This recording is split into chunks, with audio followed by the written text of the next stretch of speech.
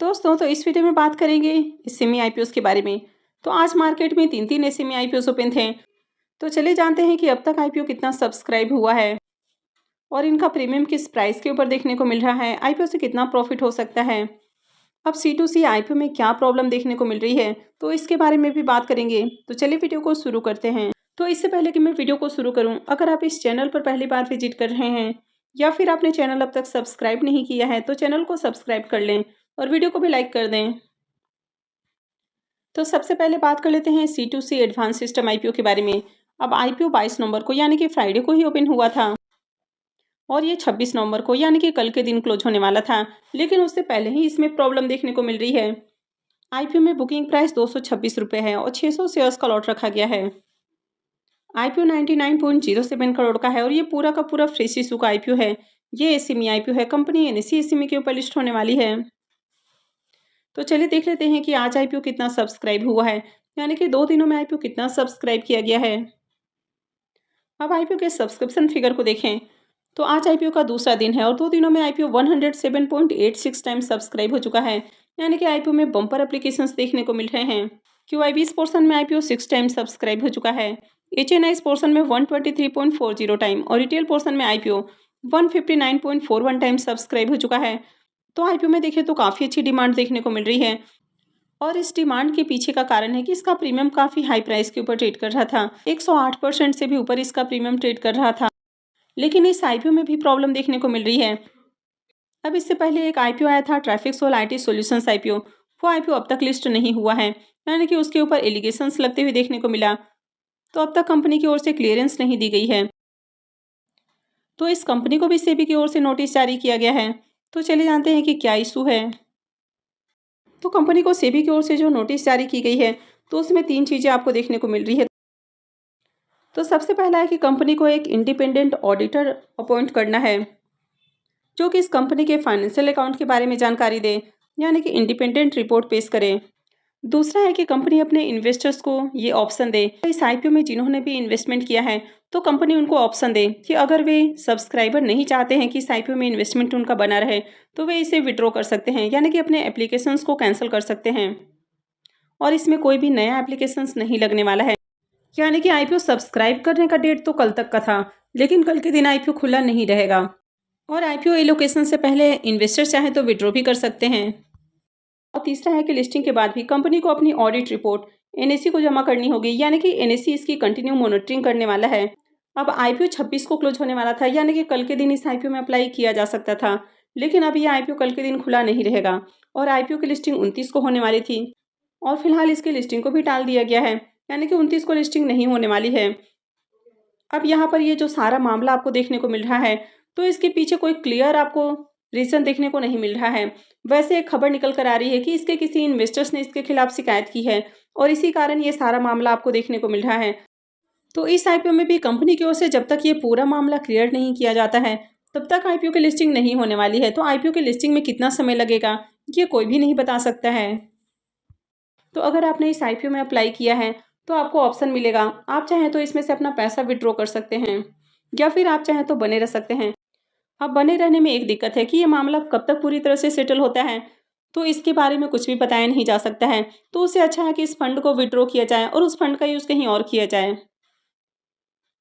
तो जिस तरह से एसएमई आईपीओस में आपको लगातार एलिगेशंस लगते हुए देखने को मिल रहे हैं और काफ़ी ज़्यादा यहाँ पर मैनिपुलेशन पकड़ा जा रहा है, हालांकि पहले भी बहुत बार ऐसा हो चुका है।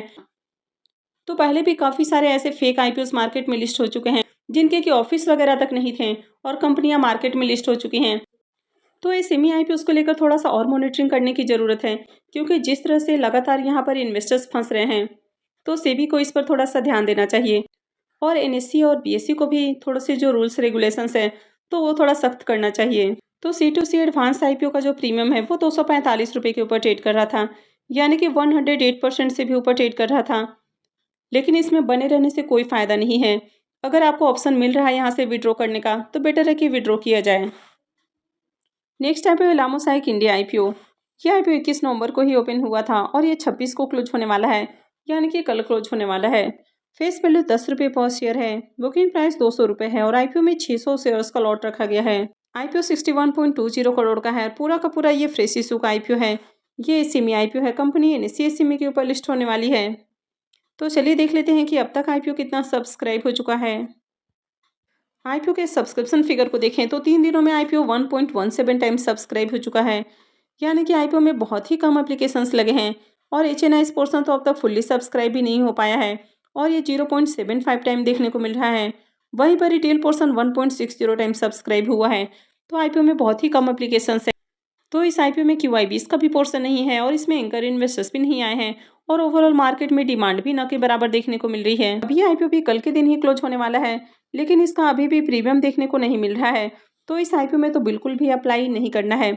इस आईपीओ में डिमांड भी देखने को नहीं मिल रही है, इसमें एंकर इन्वेस्टर्स भी नहीं आए हैं, तो काफी रिस्की आईपीओ है। नेक्स्ट आईपीओ है राजेश पावर सर्विसेज आईपीओ। यह आईपीओ 25 नवंबर को यानी कि आज ही ओपन हुआ है और 27 को क्लोज होने वाला है। फेस वैल्यू 10 रुपये पर शेयर है। बुकिंग प्राइस 335 है और आईपीओ में 400 शेयर्स का लॉट है। आईपीओ 160.47 करोड़ का है। इसमें 93.47 करोड़ के फ्रेश इशू हैं और 67 करोड़ का ऑफर फॉर सेल रखा गया है। ये सेमी आईपीओ है, कंपनी बीएससी एससीमी के ऊपर लिस्ट होने वाली है। तो चलिए देख लेते हैं कि आईपीओ पहले दिन कितना सब्सक्राइब हुआ है। इस आईपीओ के डे 1 के सब्सक्रिप्शन को देखें तो पहले दिन आईपीओ 1.90 टाइम यानी कि ऑलमोस्ट 2 टाइम सब्सक्राइब होते हुए देखने को मिल रहा है, लेकिन क्यूआईबीस की ओर से एक भी एप्लीकेशंस नहीं है। एचएनआईस पोर्शन 2.35 टाइम और रिटेल पोर्शन में आईपीओ 2.79 टाइम सब्सक्राइब हो चुका है।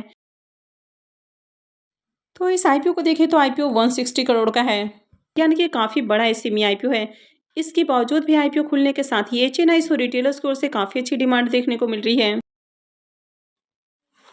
अगर इस आईपीओ में देखें तो पहले दिन ही आईपीओ में एचएनआईस की ओर से 852 एप्लीकेशंस लगा है। वहीं पर अगर रिटेलर्स की ओर से देखें तो 11,000 से भी ज़्यादा एप्लीकेशंस देखने को मिल रहा है, यानी कि डे 1 में ही देखें तो काफ़ी अच्छी डिमांड है।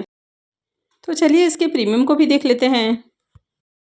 अब इसके भी प्रीमियम को देखें तो इसका प्रीमियम भी पहले के मुकाबले डाउन है। तो मॉर्निंग में इसका प्रीमियम जहां 90 रुपीज़ के ऊपर देखने को मिल रहा था, वो दोपहर में गिरकर 80 रुपये के ऊपर देखने को मिला और अभी ये और ज़्यादा गिर चुका है और 70 रुपये के ऊपर देखने को मिल रहा है। आईपीओ में 400 शेयर्स का लॉट है, तो आईपीओ से 28,000 रुपये का करीब प्रॉफिट हो सकता है। प्रीमियम को देखें तो प्रीमियम 21% के राउंड ट्रेड कर रहा है। तो प्रीमियम को देखें तो प्रीमियम बहुत अट्रैक्टिव प्राइस के ऊपर देखने को नहीं मिल रहा है और अभी जिस तरह से मार्केट में लगातार एसएमई आईपीओस के अंदर आपको मैनिपुलेशन देखने को मिल रहा है, तो एसएमई आईपीओस में अप्लाई करना काफ़ी ज़्यादा रिस्की हो चुका है। तो इस आईपीओ में आपको कल के दिन अप्लाई नहीं करना है। इस आईपीओ में भी आपको आखिरी दिन ही फाइनल डिसीजन लेना है। तो मैं आगे भी इससे रिलेटेड अपडेट आपको देती रहूँगी कि आगे आपको कब आईपीओ में अप्लाई करना है। तो आगे भी इसी तरह की अपडेट से जुड़े रहने के लिए चैनल से जुड़े रहें, चैनल को सब्सक्राइब करके रखें और अगर आपने इस वीडियो को लाइक नहीं किया है तो वीडियो को भी लाइक कर दें। वीडियो को अंत तक देखने के लिए आप सबका बहुत बहुत धन्यवाद।